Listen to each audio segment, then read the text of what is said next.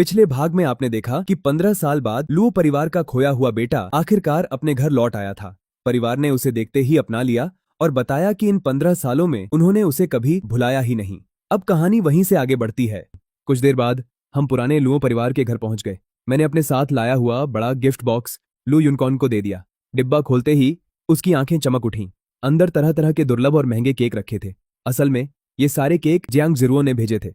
Luo युनकॉन की खुशी देखकर मैं कुछ भी नहीं कह पाया, बस मुस्कुरा दिया। मैंने अपना फोन निकाला और जियांग जिरुओ को 50 मिलियन चिकित्सा खर्च के नाम पर ट्रांसफर कर दिए। कुछ ही सेकंड बाद उसका मैसेज आ गया, भाई लुओ, मैंने आखिर ऐसा क्या कर दिया? अगर मुझसे गलती हुई है तो कम से कम बता तो दो, मुझे यूं डराओ मत। मैं हंस पड़ा।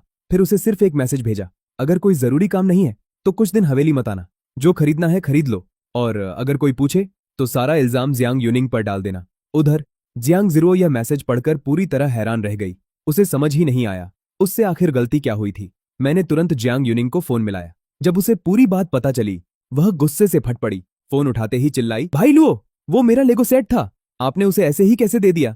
मैंने फोन थोड़ा दूर कर लिया, फिर शांत स्वर में बोला, मुझे क्या पता था, वैसे भी उसने तोहफे में भेजा था, और वो अभी बच्ची है, उसे इतनी बहस क्यों कर रही हो? उधर से तुरंत जवाब आया, बच्ची? वो 17 साल की है और मैं सिर्फ 18 की, मैं भी तो बच्ची ही हुई। उसकी बात सुनकर मैं हंस पड़ा, फिर बोला, ठीक है, तुम्हारा जितना खर्च हुआ है मैं वापस कर दूंगा, लेकिन ज्यादा शॉपिंग मत करना।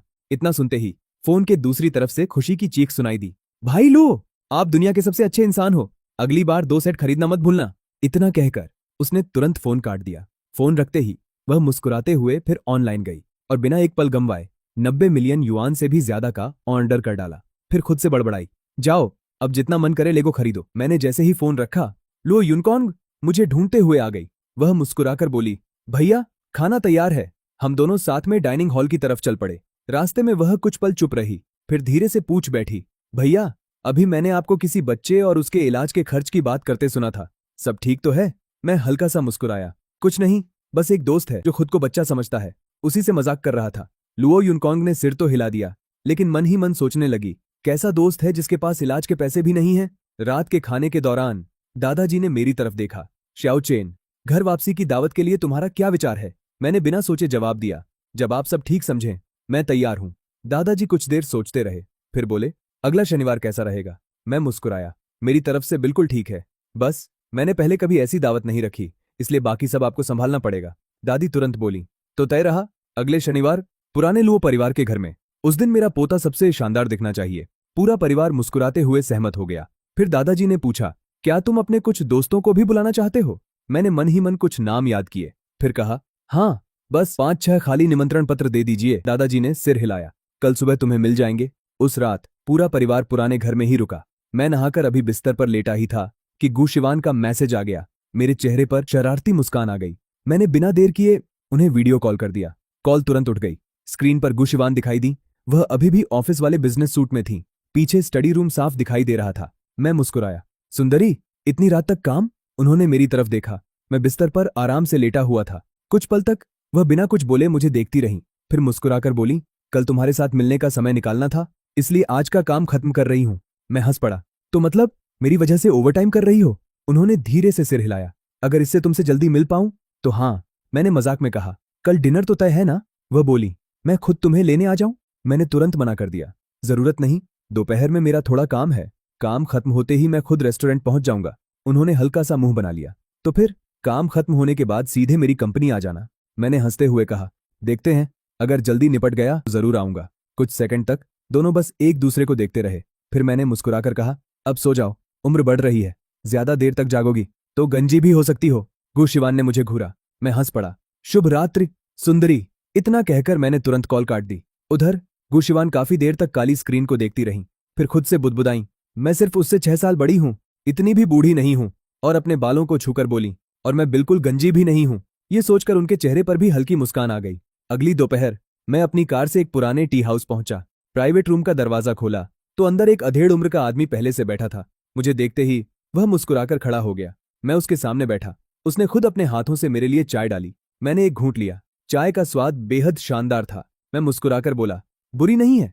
लेकिन उस आदमी का ध्यान चाय पर नहीं था। वह मुझे देखता हुआ बोला, अगर तुम्हारे दादाजी मुझे न बताते तो मुझे कभी पता ही नहीं चलता कि तुम लू परिवार के बेटे हो। उसकी आवाज में भावनाएं साफ झलक रही थीं।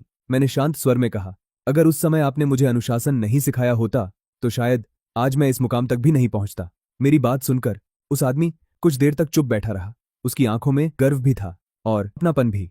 मैंने बैग खोला और उसमें से 2 सुनहरे निमंत्रण पत्र निकालकर उसकी तरफ बढ़ा दिए। अगले शनिवार पुराने लुओ परिवार के घर जरूर आइए और चाहें तो अपने कुछ लोगों को भी साथ लाइए। फिर दिल की मुस्कान के साथ जोड़ा, लेकिन उस शख्स को मत लाना। मुझे डर है कि कहीं वह मेरी वापसी की दावत का माहौल ही खराब न कर दे। जैसे ही मैं गू ग्रुप की बिल्डिंग में दाखिल हुआ, रिसेप्शन पर बैठी लड़की तुरंत मुस्कुराते हुए मेरे पास आई। यंग मास्टर लुओ, चेयरमैन अभी मीटिंग में हैं। उन्होंने कहा है कि आप आते ही सीधे उनके ऑफिस चले जाइए। मैं थोड़ा हैरान हुआ। तुम मुझे पहचानती हो? वह उत्साह से बोली। बिल्कुल, मैं शी जिंग की बहुत बड़ी फैन हूं। जैसे ही उनका वीवो पोस्ट देखा, मैंने आपको पहचान लिया। फिर झेंपते हुए मुस्कुराई।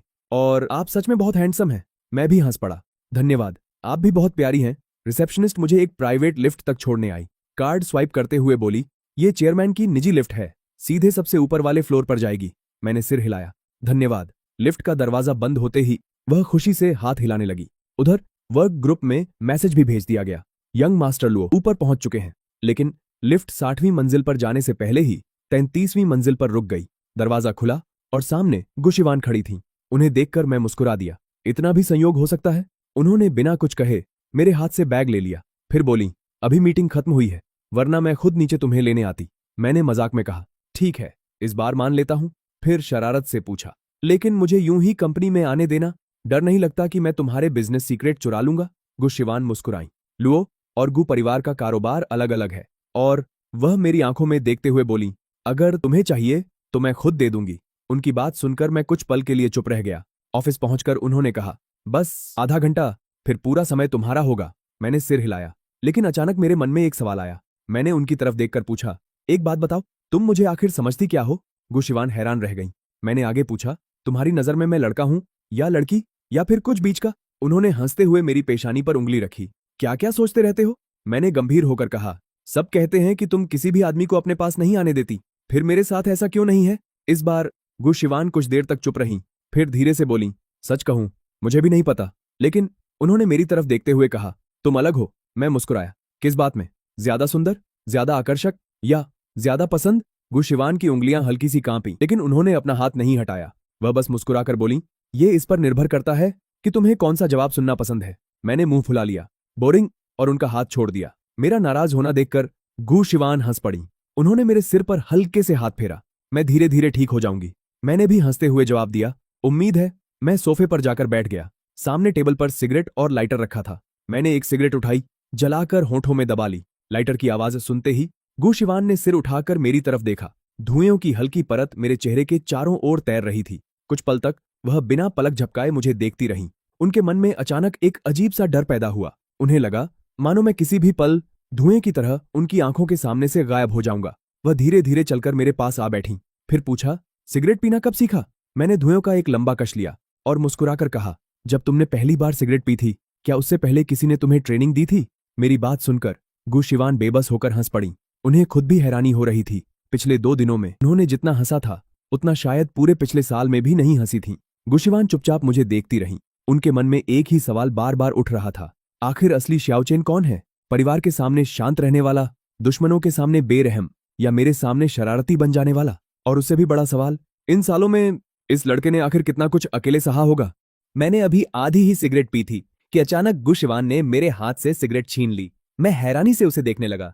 वह बिल्कुल शांत चेहरे से बोली, सिगरेट सेहत के लिए हानिकारक होती है। एक पूरी सिगरेट बहुत ज्यादा है, आधी आधी दोनों के लिए ठीक रहेगी। इतना कहकर उसने वही सिगरेट अपने होठों से लगा ली और एक लंबा कश खींच लिया।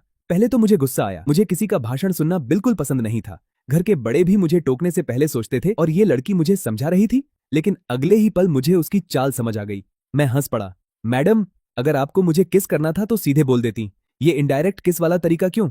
क्या अभी भी प्राइमरी स्कूल में पढ़ती हो? मेरी बात सुनते ही गुशिवान का चेहरा लाल पड़ गया। मैंने जानबूझकर उसकी तरफ देखा, खासकर उसके छोटे से होठों की तरफ। मेरी लगातार नजरों से वह इतनी असहज हो गई कि सिगरेट उसकी उंगलियों तक जल गई। तभी उसे होश आया और उसने जल्दी से सिगरेट बुझा दी। मैं पहले काम खत्म कर लूं, फिर डिनर के लिए चलते हैं। इतना कहकर वह लगभग भागती हुई अपनी टेबल तक पहुंच गई। उसके लाल कान और गर्दन देखकर मेरी हंसी छूट गई। ये कैसी बॉस है, इतनी खूबसूरत और उससे भी ज्यादा क्यूट। मैंने मुस्कुराते हुए कहा, मैं जरा वॉशरूम होकर आता हूं। उसने सामने बने एक दरवाजे की तरफ इशारा किया। बाहर जाने की जरूरत नहीं, अंदर ही रेस्टरूम है। मैंने सिर हिलाया और अंदर चला गया। कमरा किसी छोटे लग्जरी स्वीट से कम नहीं था। चारों तरफ काला, सफेद और ग्रे रंग था, बिल्कुल गुशिवान की पर्सनालिटी जैसा। तभी सोफे पर रखा मेरा फोन बज उठा। गुशिवान ने स्क्रीन की तरफ देखा। कॉलर का नाम सिर्फ एन था। उसने फोन को हाथ तक नहीं लगाया और कॉल को अपने आप कटने दिया। मैं बाहर आया तो उसने इशारे से बताया, अभी तुम्हारा फोन आया था। मैंने तुरंत वापस कॉल किया। दूसरी तरफ से आवाज आई, श्याओ चेन, मैं परसों राजधानी आ रहा हूं, एयरपोर्ट लेने जरूर आना। मैंने बिना सोचे कहा, फुर्सत नहीं है, जियांग जिरुओ के पास चले जाना। वह हंस पड़ा, यार तुम्हारी बहुत याद आ रही है। मैं मुस्कुराया, या फिर उसका लेगो चुराकर भाग रहे हो? वह तुरंत बोला, अरे हम सब अपने ही लोग हैं। वैसे सब पूछ रहे हैं कि तुम ट्रेनिंग में कब आ रहे हो। मैंने खिड़की से बाहर देखते हुए कहा, अभी नहीं, फिलहाल मैं बहुत व्यस्त हूं। इतना कहकर मैंने फोन काट दिया।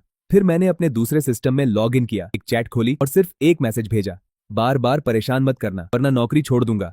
मैसेज भेजकर मैं फिर ऐसे फोन चलाने लगा जैसे कुछ हुआ ही ना हो। करीब 15 मिनट बाद गुशिवान ने अपना लैपटॉप बंद किया। चलो डिनर के लिए निकलते हैं। मैंने घड़ी देखी, अभी तो सिर्फ 5 बजे हैं, इतनी जल्दी छुट्टी? उसने कोई जवाब नहीं दिया, बस मेरा बैग उठाया और बोली, देर करेंगे तो ट्रैफिक मिलेगा, वैसे भी मेरा काम खत्म हो चुका है। हम दोनों साथ साथ ऑफिस से बाहर निकल गए। जैसे ही हम बाहर आए, पूरे ऑफिस में फुसफुसाहट शुरू हो गई। ग्रुप चैट में मैसेज आने लगे, बॉस आज इतनी जल्दी जा रही हैं? यंग मास्टर लुओ तो तस्वीरों से भी ज्यादा हैंडसम है। 7 साल में पहली बार देखा है बॉस को किसी का बैग उठाते हुए। रिसेप्शनिस्ट ने भी लिख दिया, मुझे तो दोनों की जोड़ी कमाल की लग रही है। नीचे पहुंचकर मुझे अचानक कुछ याद आया। मैं रिसेप्शन डेस्क की तरफ चला गया। रिसेप्शनिस्ट मुझे देखकर फिर घबरा गई। मैं मुस्कुराया, एक मदद करोगी? अपना पता और नंबर दे दो, मैं अपनी बहन से तुम्हारे लिए ऑटोग्राफ वाली फोटो भिजवा दूंगा। उसकी आंखें खुशी से चमक उठी। सच? बहुत बहुत धन्यवाद यंग मास्टर। उसने जल्दी से अपना पता लिखकर मुझे दे दिया। मैंने पर्ची की फोटो ली और मुस्कुराकर कहा, फिर मिलते हैं। मेरे जाते ही रिसेप्शनिस्ट खुशी से उछल पड़ी। उसने तुरंत अपने फैन ग्रुप में पोस्ट कर दिया, आज शीजी के भाई हमारी कंपनी आए थे। असल में तो वो तस्वीरों से भी ज्यादा हैंडसम है। उन्होंने खुद मुझसे पता मांगा ताकि मेरे लिए ऑटोग्राफ भेज सकें। आज से मैं भी लुई चेन की फैन हूं। कुछ ही मिनटों में उस पोस्ट के नीचे सैकड़ों कमेंट्स आ गए, लेकिन इन सब बातों से बेखबर मैंने सिर्फ वह पता अपनी बहन को फॉरवर्ड किया और गुशिवान के साथ आगे बढ़ गया। रुई पैवेलियन के प्रवेश द्वार पर खड़ा होकर मैं कुछ पल के लिए रुक गया। ये ऐसी जगह थी जहां मैं अकेले भी आसानी से नहीं आ सकता था। गुशिवान ने मेरी तरफ देखा और कहा, चलो मैंने प्राइवेट कमरा बुक कर लिया है। मैं उसके पीछे अंदर चला गया। लॉबी में मैनेजर ने हमें देखते ही सिर झुका दिया। बॉस, प्रेसिडेंट गु। मैं अंदर ही अंदर चौंक गया। धत्त, मैं तो इसे आंख मारने वाला था, इसने तो सीधे मेरी पोल खोल दी। गुशिवान मुस्कुराते हुए मेरी तरफ देखने लगी। बॉस, रुई पैवेलियन आपका ही तो है। मैंने उसकी तरफ देखा। क्यों, नहीं हो सकता क्या? मैंने तुरंत मैनेजर से कहा, प्रेसिडेंट गु की बुकिंग मेरे प्राइवेट कमरे में शिफ्ट कर दो और बिल में 15% डिस्काउंट लगा देना। जी बॉस। मैनेजर आगे चल पड़ा। हम रुई पैवेलियन की सबसे ऊपरी मंजिल पर पहुंचे, जो आम लोगों के लिए कभी नहीं खोली जाती थी। ये पूरा फ्लोर मेरा निजी क्षेत्र था। शानदार चीनी आंगन की शैली, कीमती लकड़ी का फर्नीचर, हल्की रोशनी और नीचे बना खूबसूरत तालाब, पूरा माहौल किसी महल से कम नहीं था। मैंने मन ही मन सोचा, अगर दादाजी ने ये मछलियां देख लीं तो आधी तो आज ही घर ले जाएंगे। मैनेजर ने मेन्यू हमारे सामने रखा, लेकिन मैंने उसे देखा तक नहीं। आप अपनी पसंद से ऑर्डर कर लो। गुशिवान ने कई डिशेज ऑर्डर की और आखिर में रेड ब्रेस्ट पोर्क रिब्स भी मंगवाई। इसमें हरा प्याज मत डालना। मैंने तुरंत सिर उठाया। इसे कैसे पता? गुशिवान मुस्कुराई। आशु और मैं क्लासमेट थे। स्कूल के दिनों में मैंने उसके बारे में तुमसे जुड़ी बातें सुनी थी। मैंने मुस्कुराते हुए कहा, इतने साल पुरानी बात आज तक याद है? लगता है मैंने बचपन में ही तुम्हारे दिल पर गहरी छाप छोड़ दी थी। गुशिवान पुरानी बातें याद करके हंस पड़ी। मैंने उसे छेड़ते हुए कहा, सुना है बचपन में हमारे दादाजी हमारी शादी करवाना चाहते थे, लेकिन तुम्हारे परिवार ने मना कर दिया था। मैं थोड़ा करीब झुका। अब बचपन वाला हिस्सा हटा देते हैं, सीधे शादी कर लें, क्या कहती हो? गुशिवान ने मेरी आंखों में देखते हुए कहा, अगर यंग मास्टर लुओ सच में तैयार हैं तो मुझे बहुत खुशी होगी। मैं घर जाते ही दादाजी से रिश्ता लेकर आने को कह दूंगी। मैं एक पल के लिए चुप रह गया। आखिर वो अफवाह कौन फैला रहा था कि इसे मर्दों से डर लगता है? मैंने तुरंत संभलते हुए कहा, सपने देखती रहो, मुझे अभी तुम्हें थोड़ा और परखना पड़ेगा। गुशिवान मुस्कुराई, तो मैं अपना बेस्ट परफॉर्मेंस दूंगी। मैंने उम्र का मुद्दा उठाते हुए कहा, लेकिन आप तो मुझसे 7 साल बड़ी हैं। गुशिवान तुरंत बोली, मैं 25 की हूं, 26 की नहीं। मैंने मुस्कुराकर कहा, अच्छा तो सिर्फ 6 साल का फर्क है, इतना भी बुरा नहीं है। तभी मैनेजर मिठाइयों के साथ अंदर आया। मैंने गुशिवान से पूछा, आपके परिवार में कितने लोग हैं? 3, मम्मी पापा और दादाजी। मैंने मैनेजर से कहा, 4 लोगों के हिसाब से मिठाई के 2 डिब्बे पैक कर देना, मैं साथ ले जाऊंगा। जी बॉस। मैनेजर चला गया। गुशिवान ने मुस्कुराकर कहा, मेरे परिवार की तरफ से धन्यवाद। मैंने हंसते हुए कहा, इसमें धन्यवाद की क्या बात है, 15% डिस्काउंट के बाद भी मुझे फायदा ही हो रहा है। मैंने रिब्स का एक टुकड़ा उठाया, लेकिन फिर भी मेरी माँ के हाथ का खाना सबसे अच्छा है। तभी मेरे सामने सूप का कटोरा रख दिया गया। थोड़ा सूप पी लो। मैंने मुस्कुराकर कहा, थैंक यू ब्यूटीफुल। गुशिवान ने तुरंत पूछा, खुश होते हो तो मुझे ब्यूटीफुल कहते हो और नाराज होते ही प्रेसिडेंट गु। फिर उसने सवाल किया, वैसे क्या तुम अभी यूनिवर्सिटी में पढ़ रहे हो? मैंने सहजता से जवाब दिया, ग्रेजुएट हो चुका हूँ। वह हैरान रह गई, मतलब तुमने इतनी कम उम्र में यूनिवर्सिटी पूरी कर ली? मैं मुस्कुराया, यूनिवर्सिटी? मैं तो 16 साल की उम्र में ही PhD पूरी कर चुका था। गुशिवान पूरी तरह स्तब्ध रह गई। क्या? मैंने आराम से खाना खाते हुए कहा, यूनिवर्सिटी भी शायद 13 से 14 साल की उम्र में शुरू कर दी थी। गुशिवान मुझे देखते रह गई, क्योंकि उसी यूनिवर्सिटी से उसे भी कभी ऑफर मिला था, लेकिन वह वहां जा भी नहीं पाई थी। और अब उसके सामने बैठा यह लड़का 16 साल की उम्र में PhD पूरी कर चुका था। गुशिवान ने मेरी तरफ देखकर कहा, मैं तो तुम्हारे साथ ही पढ़ती थी, लेकिन तुम तो मुझसे भी आगे निकल गए। मैं अभी अपनी पढ़ाई पूरी कर रही थी और तुम तब तक PhD कर चुके थे। मैं मन ही मन मुस्कुराया। 3 साल में PhD पूरी करना? सच में मैं काफी तेज था। खाना खत्म होने के बाद मैंने गुशिवान को बिल देने ही नहीं दिया। आखिर अगर मैं उसे पैसे देने देता तो शायद हमारी अगली मुलाकात का बहाना ही खत्म हो जाता। वह मुझे लू परिवार के विला के गेट तक छोड़ने आई। गाड़ी रुकने पर उसने पूछा, वापस कैसे जाओगे? मेरी कार से चले जाओ। मैंने सामने बने छोटे से पुल की तरफ इशारा किया। जरूरत नहीं, मेरा घर तो बस इस पुल के उस पार है। तभी मुझे एहसास हुआ कि लुओ परिवार और गु परिवार के घर एक कृत्रिम नदी से अलग थे। मैंने मुस्कुराकर कहा, ठीक है ब्यूटीफुल, मैं तुम्हें जाते हुए देखूंगा। गुशिवान ने मेरे माथे से कुछ बिखरे बाल हटाए। नहीं, मैं तुम्हें अंदर जाते हुए देखूंगी। मैं कार से उतरा, उसे हाथ हिलाया और घर के अंदर चला गया। जब तक विला का गेट बंद नहीं हुआ गुशिवान वहीं खड़ी रही। मैं मिठाई लेकर अंदर पहुंचा तो लिविंग रूम में सिर्फ मम्मी पापा थे। माँ, पापा, मैं वापस आ गया, बाकी सब कहाँ हैं? माँ की नजर मेरे हाथ में रखे डिब्बे पर पड़ी। ये क्या लेकर आए हो? मैंने मुस्कुराते हुए डिब्बा खोल दिया। रुई पेवेलियन की मिठाइयां। पापा ने लोगो देखते ही पहचान लिया। रुई पेवेलियन? वहां तो टेकआउट भी नहीं मिलता। मैंने मुस्कुराकर कहा, क्योंकि रुई पेवेलियन भी मेरा ही है। दोनों कुछ पल मुझे देखते रह गए। फिर मैंने मिठाइयां उनके सामने रखी। चलो पहले ये चखो। माँ ने मुस्कुराकर कहा, तो फिर मुझे भी रुई पेवेलियन की ऊपरी मंजिल पर हमेशा के लिए फ्री एंट्री चाहिए।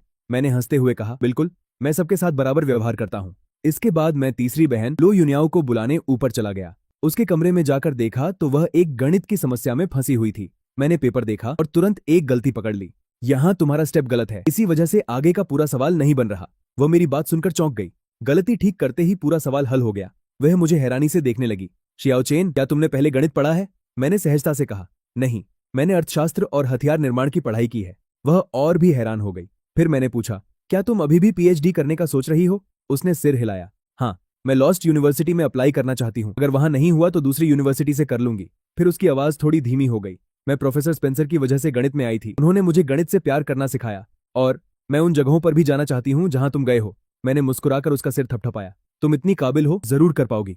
फिर मैं उसे नीचे ले आया। उस रात परिवार के साथ कुछ समय बिताने के बाद मैं अपने कमरे में लौट आया। मैंने अपना ईमेल चेक किया।